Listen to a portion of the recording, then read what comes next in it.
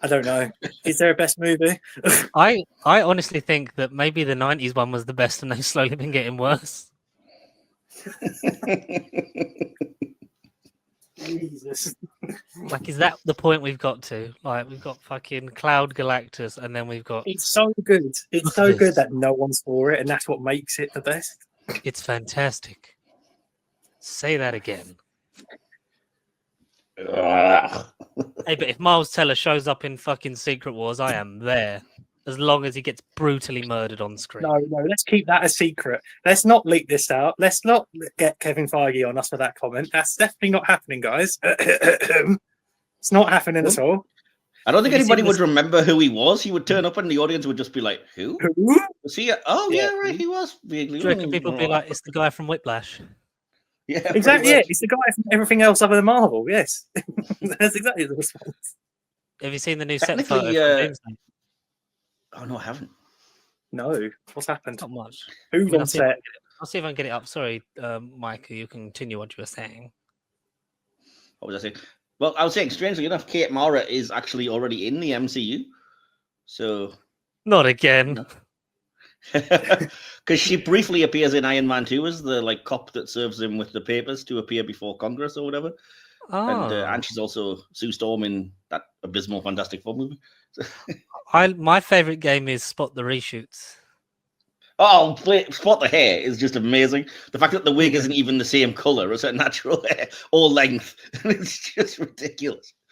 And it's just full on Party City. You know, we've spent $10 on a wig. They didn't even try. The only thing I was focused on, not because I was trying to spot it, but because I spotted it, and I was a bit shocked because this man has not had a different look over the last decade. It's Michael B. Jordan without any facial hair. Young Johnny Storm. That was what came to my attention. Completely baffed, and then suddenly a year later he can grow facial hair. In universe, of course. For some reason it's not doing it on here. Then the tabs keep fucking freezing, which is a good sign. It's a good sign for the recording. Let me send it to you in the group because I have got it. This better be good. If you send it and it's like the catering truck or something, I'm going to be so pissed now. I mean, it's okay. You put pressure on it now. And while you're looking at that, hello everyone, and welcome back to another universe in which the Fantastic Four occupy dimensions and are heralding a big Cloud Galactus man who's definitely better in this film than he's going to be in First Steps. Am I right? But we continue with part 3 of 4 of the Fantastic Fourlogy before the 5th and hopefully much better film comes out on July 25th, year of our Lord 2025 AD. Again, Connor is back. Michael is back. We're all sitting through this shit together. We've got one more kind of good one before we hit Miles Teller's fucking Planet Zero square in the head. The only fucking version to get a sequel, it's Fantastic Four: Rise of the Silver Surfer from 2007. Gentlemen, how are we feeling at this point in the rewatch of this absolute nonsense? Well, let me just start as we're accustomed to, George.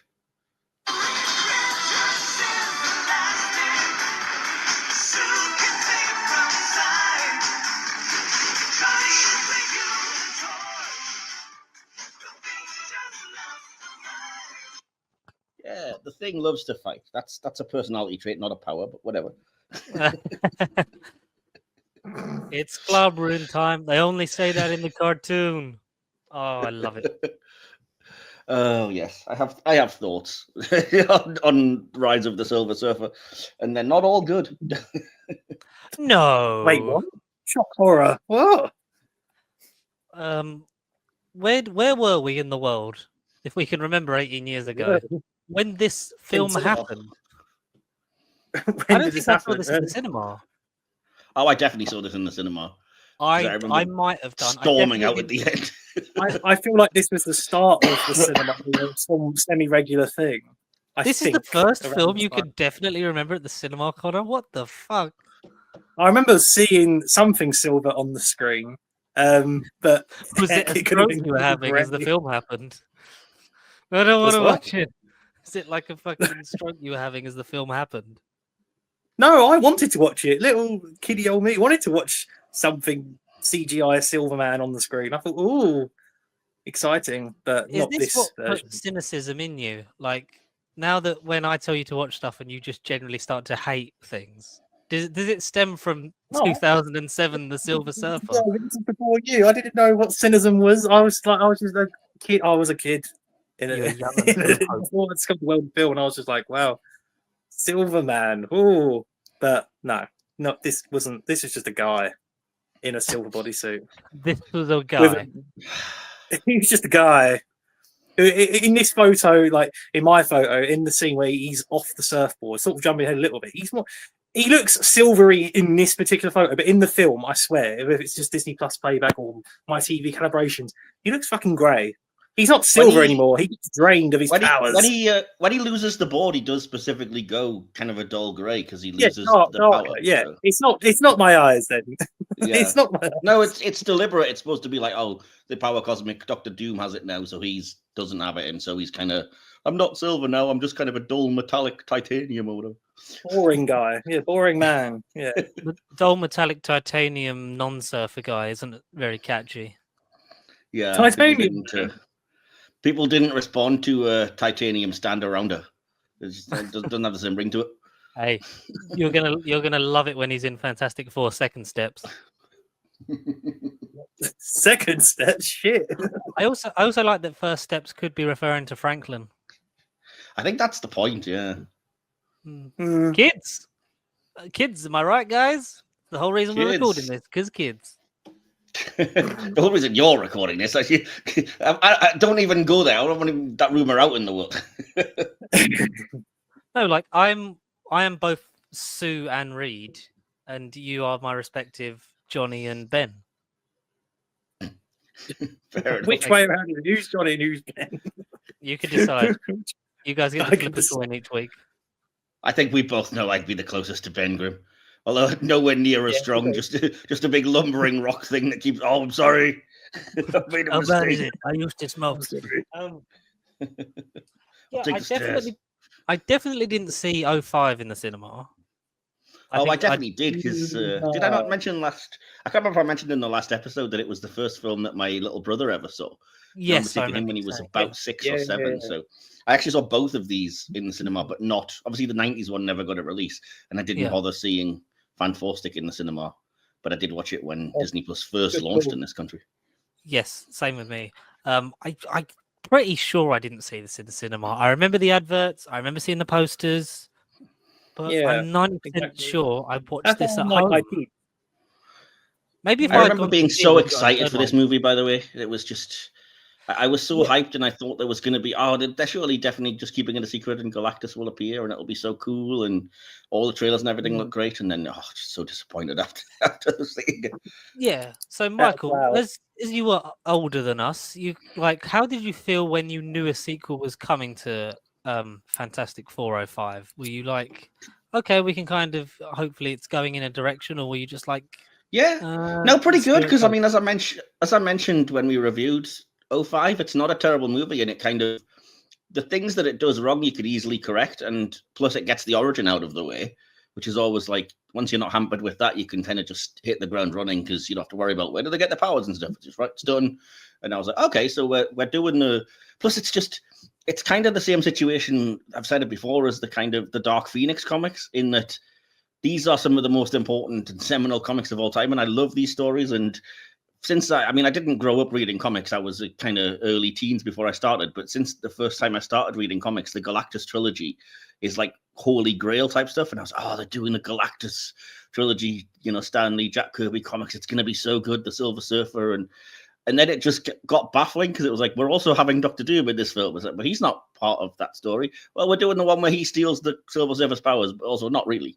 And then also they're going to have this weird kind of pseudo version of the Super Skrull in there, and I'm like, what are we doing? What the?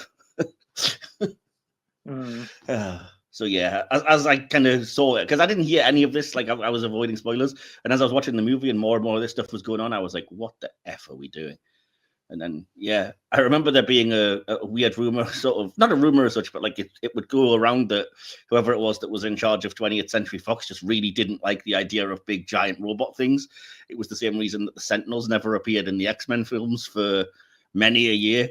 And there was like an ongoing joke on the internet, like I think it was Tom Rothman was in charge. Like, oh, Tom Rothman's mother, did you not realize, was raped by a giant robot or something? So he refuses to put them in movies. Dark humor, but you know, what's he got against friggin' robots? And yeah, I also read somewhere that Tim Story has refused to ever have like giant robots in his movie, which is supposedly yet another reason why, again, Galactus is just a fucking cloud in this. But it's so stupid to do Galactus and be like, well. I was going to say he's a fucking nature enthusiast. He wanted to be realistic, and you know, wanted to make he wanted to make it so realistic yet exaggerated that he had to incorporate something from our planet into the film. Hence why he's not a physical being. It's just so dumb. I mean, if you could just don't do Galactus. And then they were gonna. There was all kinds of like the whole point of this was supposed to be to set up a Silver Surfer spin-off, which is why you get that post-credit scene where it's like, oh, he opened his eye, he's alive. And the people that were writing the Silver Surfer spin-off was like, no, you don't blow Galactus in a movie just for 2 minutes. We're gonna definitely see him in the Silver Surfer spin-off in all of his glory and stuff, and that's why they did it that way. And then that film was cancelled immediately. So it's like, well, cheers. That was our chance then, I suppose. So, yeah. And I think I mentioned in a previous episode, the only reason that we get the slight little hints that we do is because the people at the VFX department are actually fans of the comic. And they were like, well, we've got to do something. So they put in this thing that's on my profile of like the shadow crossing, I think, Saturn, where it looks a little bit like his helmet. And the pretty obvious scene when he's flying into the middle of the cloud and there's the flames that clearly form the Galactus helmet shape. And I'm like, well, at least they give us something, I suppose, but still.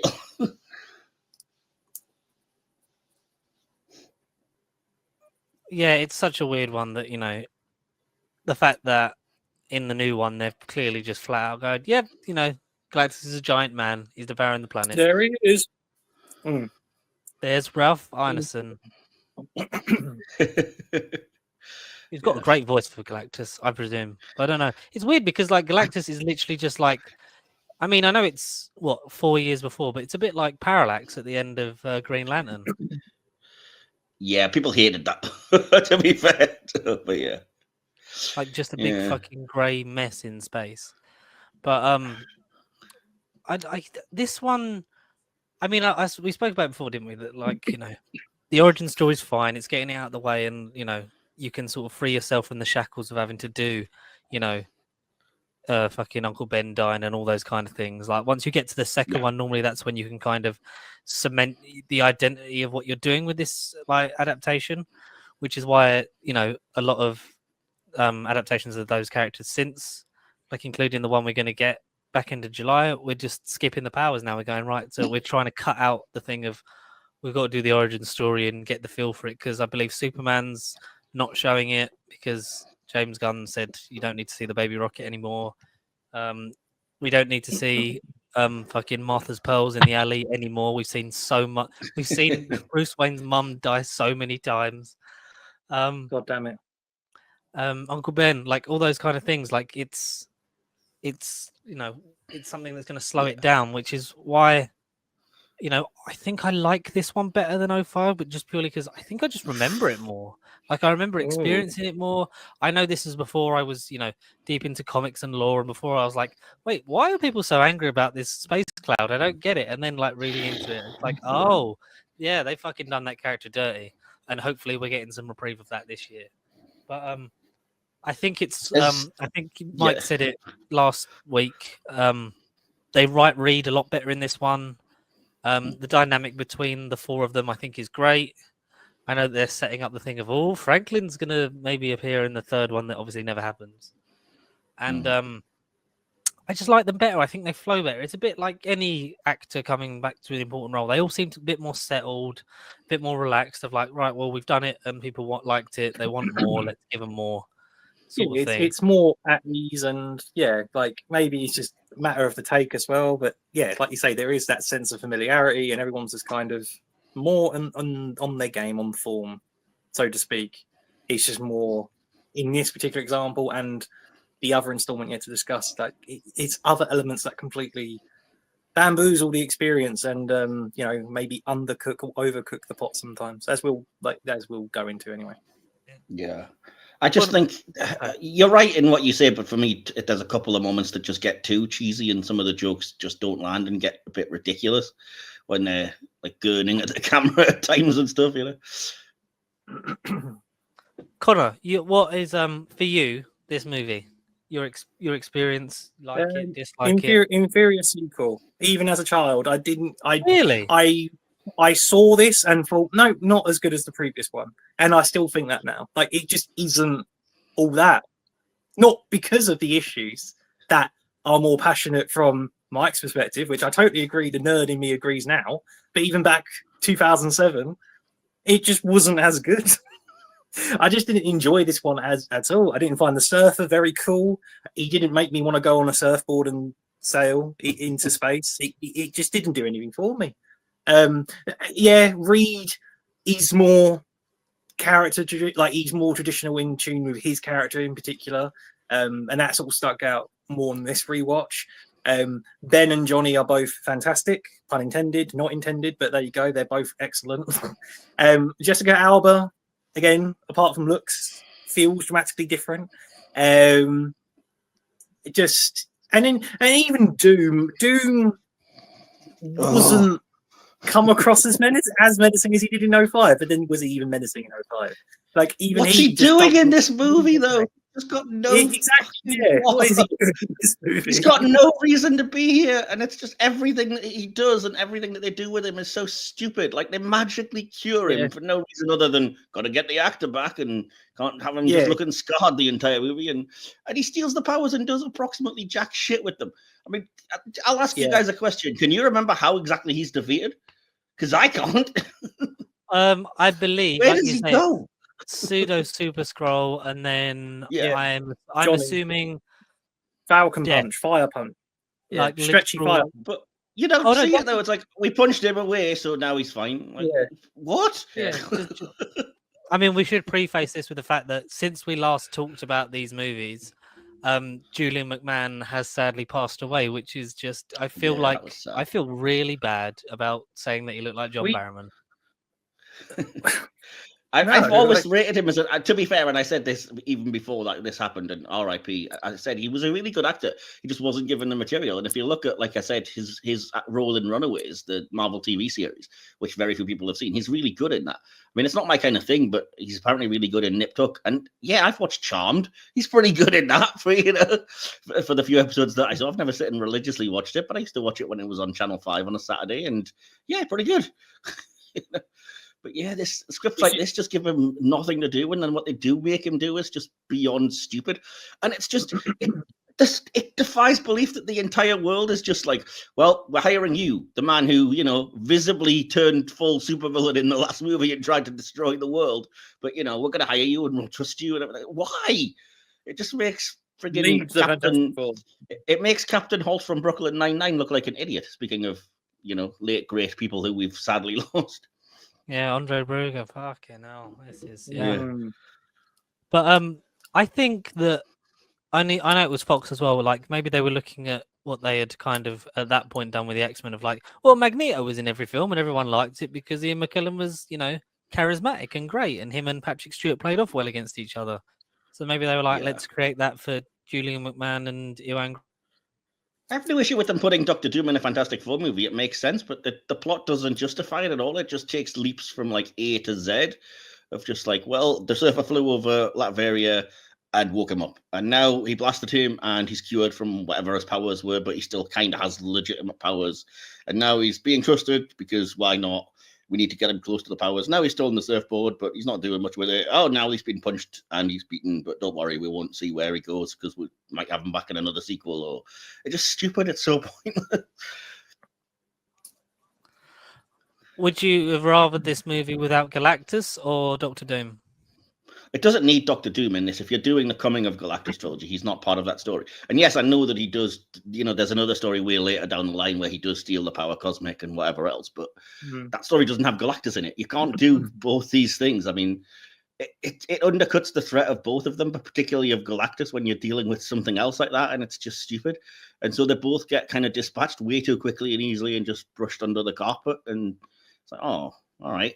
Like the Surfer defeating Galactus by just flying into it. I mean, I know the comic isn't that much different, but it's just kind of like, really? That's it? Oh, all right. Yeah. We also get that feeling with the next installment. Not to spoil the next film, but I have similar feelings as well. Oh yeah, we'll But get into that's- that. Believe me. That's for the future. Yeah, we'll pass. So, Mike, what are your Yeah, I mean- like main notes and takeaways from this film that we can sort of like work off? Yeah, I have a few. I mean, the first of all, I mentioned Andre Braugher's character, General Hager. Apparently, that was supposed to be Nick Fury. But Yes, I obviously- do remember reading about that. Yeah, obviously the rights didn't happen, but there is a speech in here that involves Nick Fury from the comic Ultimate Extinction, which is word for word. It's the scene where Reed's like, "No, you're going to listen to me because I'm not a good little nerd that's going to just do what you say and you need me and blah blah." That's literally word for word from the comic. And they did use that speech, which is kind of cool, I suppose. At least it shows they were trying to do something vaguely authentic. But yeah, I think they tried to shove too much in. The character of Frankie Ray is in this movie. She's the kind of military woman who's sort of a pseudo love interest of Johnny's. She's never been a military person in the comics, but she is famous for becoming the character Nova, who was another Herald of Galactus. So again, when I heard the casting, I was like, "Ooh, exciting! They might do something with that." Nope. Just completely pointless, just a name to throw out there so the fans can go, "Ooh, oh, never mind." Yeah, it is one of those like let's just name check for the audience, and they'll be like, "Oh, look, they included that. That was fun." Yeah. On the Maybe- plus side, sorry, go ahead, Colin. No, sorry, just quick off of that Nova thing, because again, that went over my head briefly. That if we're just pitching fantasy sequels, that won't be a third movie. That maybe would have been a fourth Tim Story Fantastic Four movie. I don't know if they ever dared get to that, but yeah. Or the Silver Surfer spin-off if they were going to have Galactus in it, but the Surfer's already turned against him. I suppose you would introduce Nova as like, I'm the new Herald that's now been brainwashed or converted or whatever. But I get the Who's whole the point of Herald teaming in her up with First Step? Johnny as well. So, Silver Surfer, Shalabal. Shalabar. Fair The enough. wife of Have you not Morgan seen the newest trailer? It literally starts with her going, "I herald his No, I arrival. know, yeah, herald I know your it's the end." woman one, but I I just didn't herald remember the character's Galactus. name. It's Shalabal, who is Norman Rad's wife that he talks about in this movie that Sue reminds him of, which prompts his change of heart, which again, I freaking hate. It's just beyond stupid and too convenient. I prefer the idea of like, you humans. In the Cherish comics, it's like every Alicia moment with Alicia Masters is kind to him, and he's like, "Oh, humans are kind and you don't deserve to die." And so, which is a lot more motivation than like, "Oh, you want to be my wife." So, sorry, God. He's sorry, I'm curious whilst we're on the Herald and Galactus Silver Surfer talk. Shalabar, wife of Norrin Radd, that's established, and obviously Shalabar is the Silver Surfer in the new First Steps. Is she normally silver? Are all Silver Surfers silver, or are there people that aren't silver? There are certain comics, famously the Earth X comics, where she is the Silver Surfer from that timeline. Right, And it's just basically where it was the same exact plot, but instead of Norrin taking the sort of deal with Galactus to save his planet and his wife, it was the opposite way, and she took the deal to save the planet and her husband. But it's the same story. Yeah. Yeah, it's an alternate timeline or whatever, the same as like DC does the odd Elseworlds where Superman landed in Russia or whatever. Yeah. So, I mean, it's not less valid, but it's been known it does exist in the comics as much as people complained in this movie when it happened. And again, it doesn't change the story. That's the thing that kind of that bugs me about people complaining is like, if you're going to gender swap for the heck of it, then it kind of sucks if it changes everything. But the story's exactly the same, whether it's the husband saving the wife or vice versa. It doesn't really make a difference. So, I see. Yeah, that is very true. I think I like what they do with Norrin Radd in this film, though. Like apart from the "you look like my wife" thing, I think in terms of a basic adaptation of Silver Surfer, I think this was a lot of people's first exposure to the character anyway. Yeah, and unlike Connor, I actually really liked it. I thought the scene of Johnny chasing the Surfer still holds up really well in terms of like cool special effects scenes. Yeah, to a point where they've kind of pseudo copied it a bit in the trailer for the new one. Yeah, and I like the idea that in both this film and in the trailer for the new one, that it remembers that like there's no oxygen in space, so the surfer just leads Johnny to space, and his flame goes out because there's no oxygen. So it's like, dumbass, it just falls back down to earth. Like, yes, clever science. Yeah, very clever. Realism. I like the internal struggle between the four of them in terms of like the raising a family. The gimmick of the wedding stuff's gets a bit sort of like, oh, that's very, just trying to get the thing so they could have Stan Lee do the line, do the bit. Again, pretty cool scene though when the helicopter starts to mash everything. It looks pretty cool for an action movie kind of point of view. But that I think is the problem with these films is like you don't get a lot of action of all four of them. You get like a few team up scenes, like they stop the helicopter, they do the stuff on the London Eye, and then Johnny's the one that sort of like ends it all in the climax. And like with the last one, it was they all sort of stood there while they took turns to use their powers to stop Victor the first time. It's not very dynamic. Whereas like we take the piss, but Pixar did it a lot better. Yeah. Certainly. Yeah. Both times. What's the deal with Reed Richards' fingers? Why is he explaining science and expanding his fingers in front of women at the club? Well, thanks, Candy. That means a lot to me. This was at a time when salad fingers was wildly popular. So. Maybe, yes. even seen his fingers on fingers or not fingers on the phone. It was literally the era of beginnings of mobile gaming that kind of reflected on me as like an older viewer, and I was like, oh, this is a blast from the past. This is a thing that sadly is still a thing. But oh look, I'm tapping the screen. Oh how yeah, it was just a weird, frightening, like, oh god, this is still a thing. But this was I don't think they were trying to make a commentary on technology and where it was going. I mean, that'd be very fucking old of them to do that 18 years early. But maybe they're from a different universe where they've seen it happen and they've escaped on a shuttle to this one. Yeah, the wedding stuff. I really think, as much as they take the piss out of each other, I like the depth to Ben and Johnny's relationship. Oh, like when they're having a conversation where Johnny's like just about having someone that to love and to go home to, kind of thing. Because as shallow as he is, he does want someone like what Ben's got with Alicia. I think that's all very sweet. Yeah, genuine. The character stuff of the main parts, the main four of the Fantastic Four, as I think you said, is bang on in this movie. And I even really love the introduction of the Fantastic Car, because if you're going to do that and try to kind of do the whole, oh, we're a cool superhero team type thing, then yeah, of course. Some people might find that cheesy. I think it's brilliant. It's a cool way to have them all riding into battle together. Or nearly all together, since Johnny can fly. Yes. Yeah. The stuff I like the stuff at the beginning with the airplane things. Like it's very like playing off of the comedy. Oh, that's my seat, and then like you fucking flying out the window. Yeah, brilliant. Him stretching to get his bag in the overhead compartment. All fun little things. What else? I'm literally like, I watched this movie like a couple of days ago, and why is it fucking exiting my fucking brain? There's that really awful joke that I could have done without, where it's like, oh, what about you and Alicia? How do you? Oh, I don't want to see her killed in a rock slide. And I'm like, oh, I'll show you a rock slide. We get the obligatory Michael Chiklis' back scene. Yeah, I remember seeing that at the time and just being like, okay, all right. And the obligatory, like, oh, we found another excuse to get Jessica Alba naked scene when they switch powers and she sets on fire and it somehow burns all her clothes off, even though it never does with anything else. So she lands like, oh, why is it always me? We know why. Sexist directors. Yeah. It's for the audience. Yeah. For you, the audience. Obviously, his encounter with the surfers made them switch their powers, so they get the fun thing of they all kind of get to use each other's powers, obviously setting it up for the end. Because it's teamwork, it's family. It would take all of us. Well, what about one of us? And then, it's Johnny being selfless and growing, and that's the whole point of it. And I do. It's Chris Pratt. It's Chris Pratt. But look at him. Okay, sorry. As corny as it is, like when he's like, to quote a friend of mine, it's clobbering time. That's quite sweet because he's doing this for all of them in a way. Because at that point, his sister's dead, right? Yeah. But then she's just back.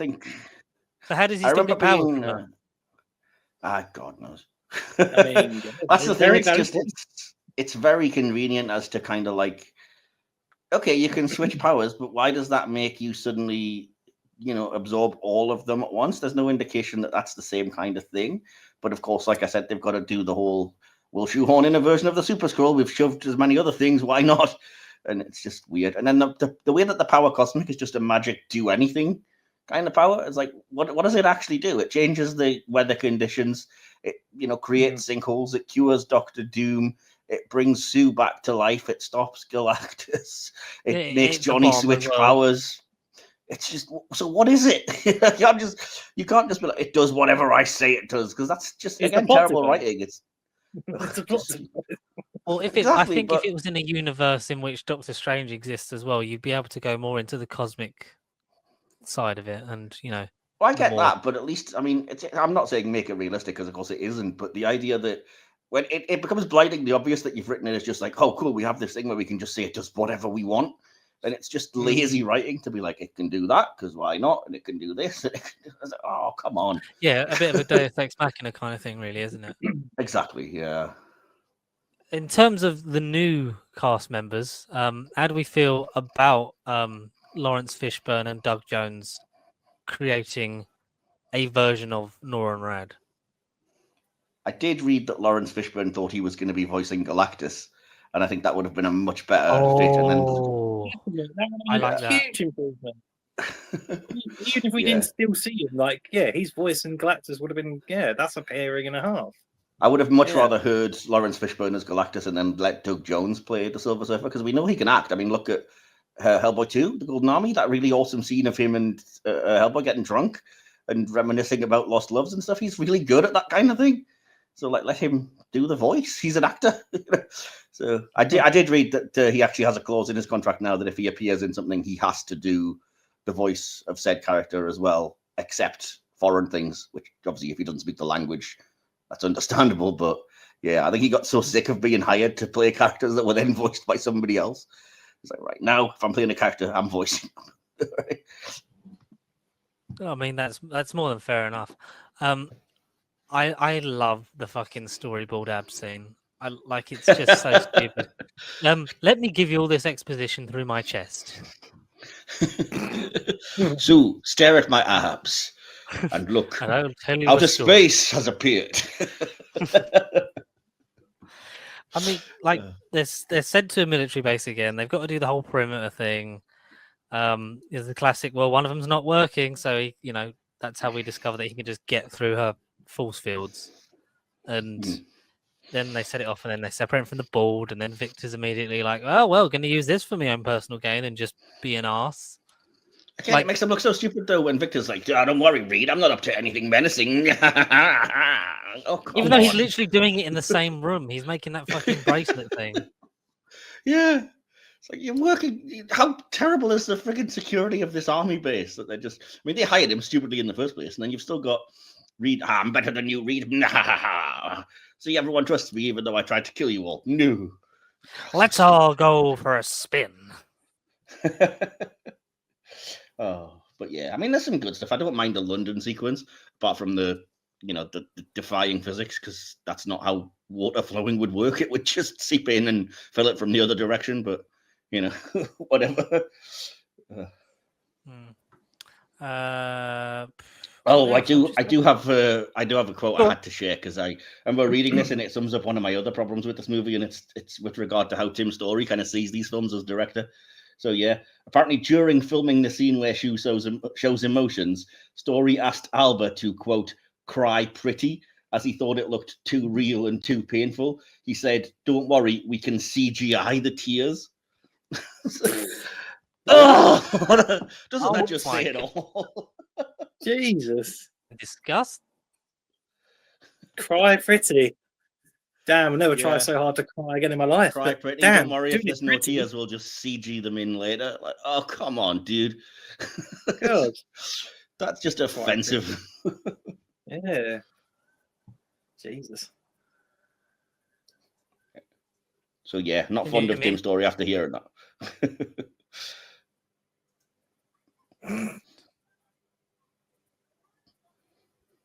You there, George? Have you disappeared? This is Glenn Fandango. Can you hear me? I can hear and see your abs, Sire. Oh, thank you very much. What else you got on the old list there, Mike?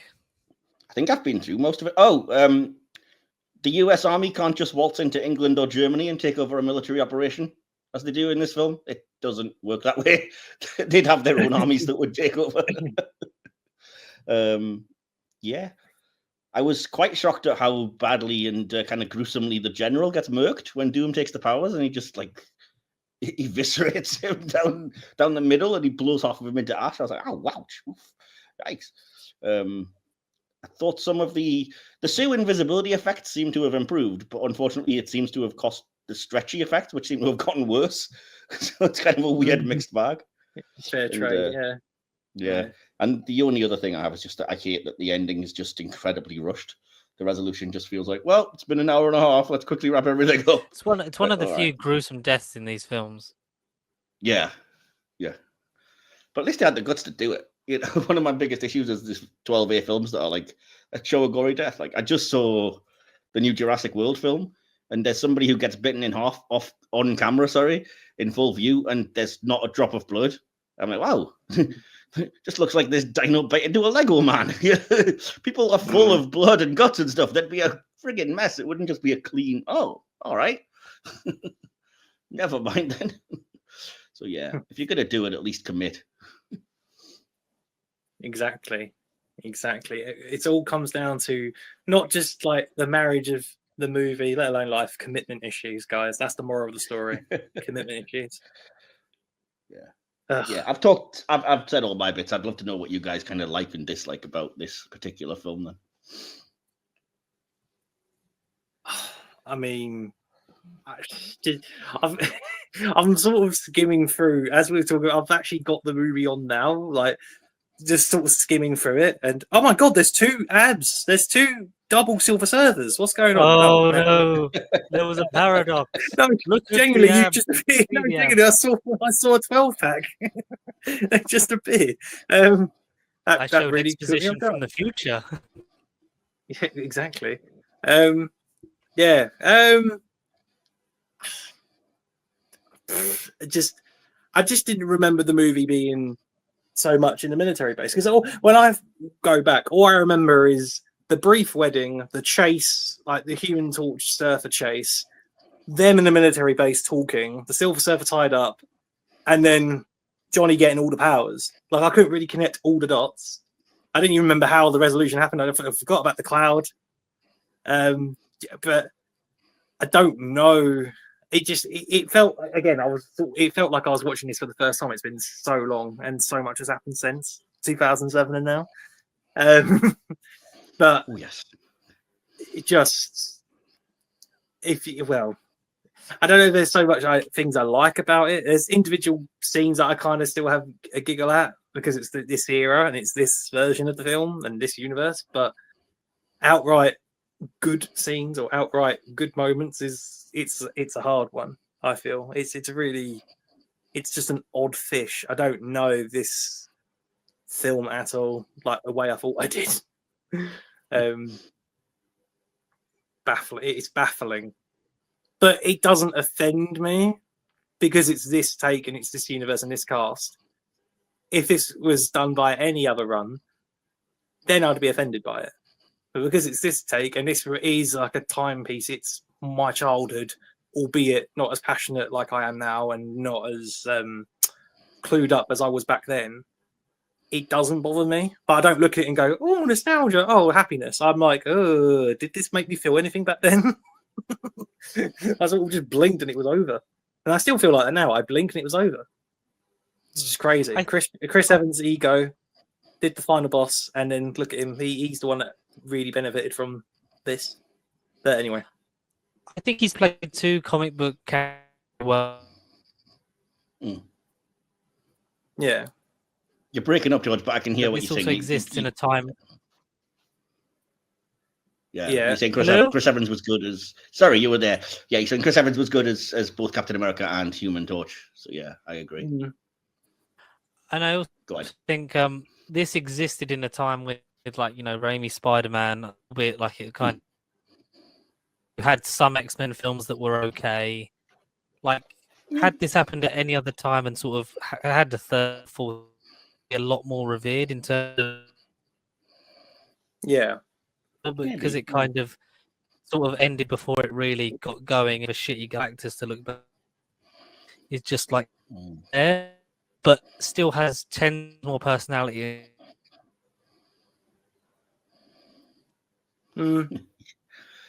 Yeah. You've disappeared, George. I think you've been captured by the Silver Surfer. Oh no, he has. Oh no, he's here. Anything? Can you hear me? Quick, talk to us through your abs quickly. Look at my. Oh, I thought it was. Abs. You know, it was a third one. Maybe it'd be a lot better. Maybe people would, feel a lot more for it than they do. But like you say, think Connor, it's childhood. They blew too much on this one, I think, for us to have any hope for a third one, and that was the biggest problem. Is that they blew through too many different comic storylines and ideas and concepts just to shove them in. That it was like, well, at this point, what were they going to do in a third one that they hadn't already kind of ruined? It was the same problem I had when by the time X-Men 3 came out, because like I said, 1 and 2 were good, and it was like, all right, we've got places to go. Then 3 came out, and they simultaneoly ruined the Mutant Cure and the Dark Phoenix storylines, and it was like, oh well, where are we going to go from here? You're just going to ruin some more things I like. So, yeah. But then Spider-Man 07 arguably didn't ruin the black suit symbiote mesh storyline. Even though, again, that was stretched across. It was stretched across. It was the black suit was around for a while, and then Venom happened. Whereas I know in that movie, in that adaptation, it's happens at once. And yeah, I really like the formation of Venom part of that movie, where it's like just Eddie Brock in the church, because that is straight from the comics. I really love that version of that scene. Yeah. Well, when I see that particular scene as well, that reminds me of the cartoon. That reminds me of the cartoon. Yeah, the 90s cartoon was good. Yeah. In the case of X-Men, as well. Maybe. No, I love all the 90s Marvel cartoons. The Spider-Man, the X-Men, Fantastic Four, the Hulk. They're all cool. Yeah. In my book. Except the Avengers United They Stand was pretty crap. And the Iron Man one wasn't great, but I still enjoy it for what it is. I remember that theme tune. That's all I knew about the Iron Man cartoon. I don't remember nothing, but I know that intro quite well. The theme tune that was blatantly a rip-off of Black Sabbath, even though it tried to pretend it wasn't. Yeah. George, are you still with us? I think George has disappeared. He has gone into the void. Galactus has consumed him. He is truly with the clouds. He is one with the clouds. Or rather, my iCloud, AI cloud. I was trying to vamp him on the hope that he would... Oh, wait a minute. He's gone. Will he return? Will he return to us like the Devourer of Planets? Fantastic Four 3. Hello? Oh, George. Oh, he's back. Where's the script?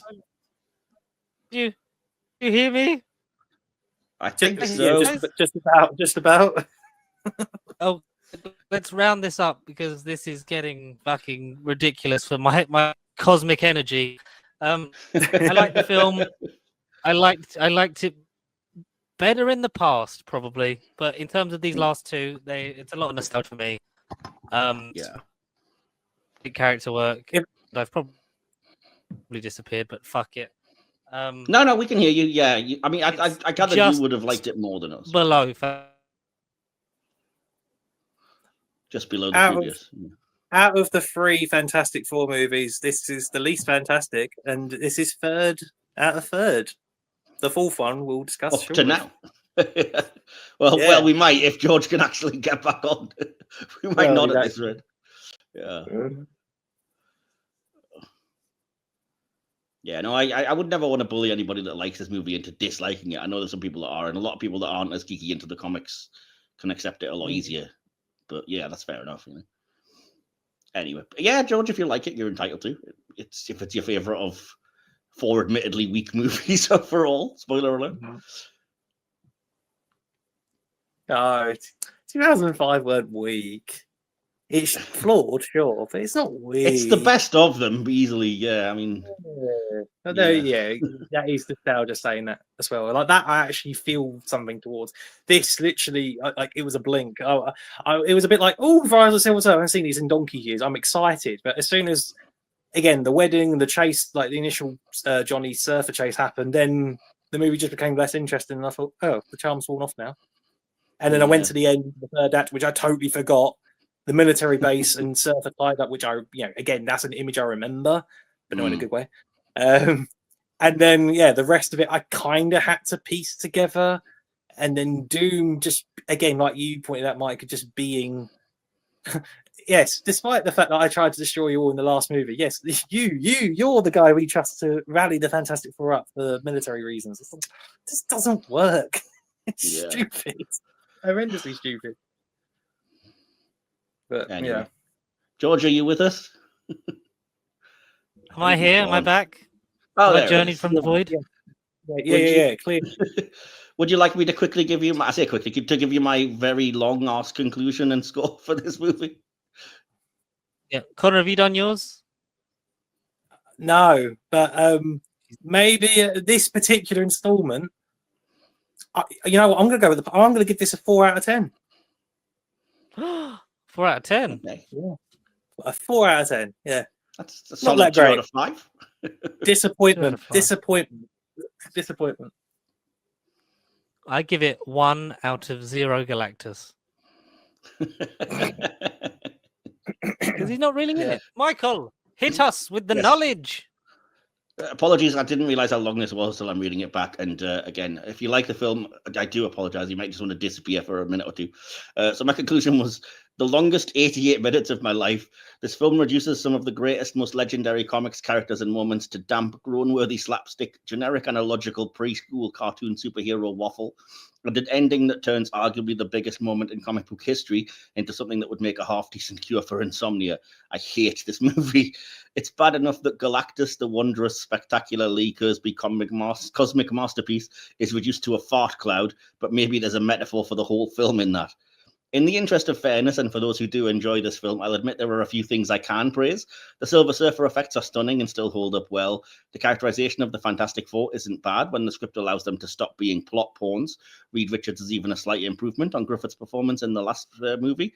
The Fantastic Car is a neat, fan-pleasing touch. There's at least one moment of dialogue ripped straight from the comics that genuinely hits, and credit to the VFX artists who tried desperately to give us even a hint of the real Galactus. But the bad far outweighs the good. Bizarre pacing, the shoehorning in of Dr. Not Doom, and the continued wasting of good actors, great characters, and timeless concepts. Ultimately, this is the second biggest slap-in-the-face attempt to bring an iconic storyline to the big screen, with only Fox's 2 stabs at Dark Phoenix being worse. As a lifelong fan of these characters, I really want to have fun, but I'm just too depressed watching how badly their stories are botched. Do yourself a favor, skip this, and pick up the funny books instead. I give it 1.5, 1.5 out of 5. Wow. That's probably sorry fair. if you like it. Passionate. I like it. I like the energy. Well, the good news is, guys, we've got another one to do next week. / 5 minutes from now. Right. Said no one. Yay! Yay! Are we at the low point yet? Like, is this it? Well, oh God, I hope so. Can you imagine if Fantastic Four first steps is somehow worse than all of this? Oh my God! Can you imagine? I can't wait to hear your guys' review on it when it's out. I look forward to reviewing it actually, and Superman when it's out. But until then, Michael, where can the good people find you? I'm sure they know by now, but you can always find me via various social media just by looking up Michael Wilson. For me personally, I also have a couple of podcasts which are Who Trek, that's Hit or Miss Star Trek or Hit or Miss Doctor Who, all on the same channel, Hit or Miss Who Trek on YouTube or wherever you find podcasts under Media Matters Podcast Network, along with Silver Screen Podcast, in which we look at various films. My co-host DK does cult movies, I do classics, and we both do just general, popular blockbuster movies. That's always under Silver Screen Podcast, and I'm usually in the comments, if I'm not already on these videos, commenting on them as one of the faithful viewers, so I'll be around. And Connor, before my brain and my surfboard explode, where can they find us? So, first of all, not in the clouds to disappoint many people. Again, like Mike, you found us on YouTube. Congrats. You people know how the internet works. You probably know the places better than we do. TikTok, Instagram, Facebook, not Twitter, because that's so 2007, 8, 9, 10, am I right? Dated. Yeah, More Blue like Sky. more like 1939 at the minute. I tell you what. Oh. 1930. Jesus Christ. Yeah, the Blue Sky, the healthier, socially less toxic equivalent of Twitter, the trendy Twitter. Again, send your emails over. Send us your imaginary pitch had this universe continued at nerdbiblecontact@gmail.com. Send us your best moments. Send us why this is your favorite film out of the Fantastic Foursome. I mean, honestly, don't, because again, if you're like me watching it from 2007, nearly 20 years later, then, you know, prepare to be disappointed. In case you want a TikTok 30-second clip of this review, don't watch it. Be disappointed. You feel far from fantastic. Read the comics. They're fun. Yeah, but don't read them together like these people did when they created this movie, because that's not how you read comics. You don't read page 1 to 10 of Galactus and 20 to 30 of the Doom comic and go, there you go, that's a movie. No, do not read comics like that. Don't read comics like that. Read them individually.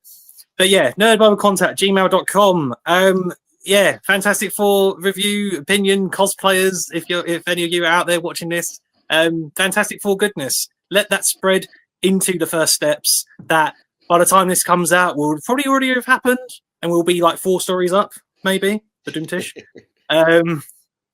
But yeah, stay tuned next week if you're still interested, because we're going back to 2015, baby. Such a happy time. Ish.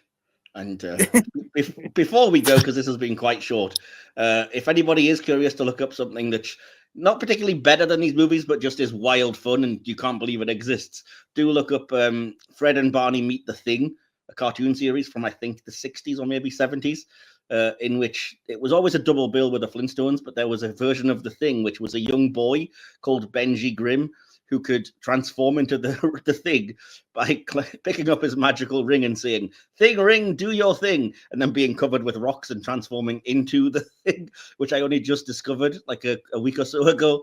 And now just looking at clips of that, how hilariously dumb that is my new favorite pastime. Just, yeah, weird high school problems that are being solved by this little kid being covered in rocks. It's bizarre, but it's so funny. I mean, I feel like I've known that name though, Benji Grimm. I don't know where from. Well, it is. His name is Ben Grimm, but it's not the Ben Grimm of the comics. It's Benji Grimm, the little boy. But he's still a member of the Yancey Street Gang. But there's no Fantastic Four, nothing like that. And obviously, the whole idea of being a boy that transforms is all new. But yeah, it's just weird. And on that note, yeah, we'll see you in the Fantastic Zone. On Planet Zero. 0G. Planet Zero, Definitely the score everyone should give that movie. Goodbye. And remember, guys, fingering, do your thing. Yes. It's catching on. Remember, don't let them touch your thing ring without consent. Guys, just do your thing. Just do your thing. No matter what it is, in whatever context, just do your thing. Thing ring, please don't sting. The prayer after every Indian meal. If there was an Xbox, it'd be the Thing Ring of Death. Oh, imagine a brown-orange ring of death. Gee, that's an image of it. Oh, many people see it on a Wednesday night.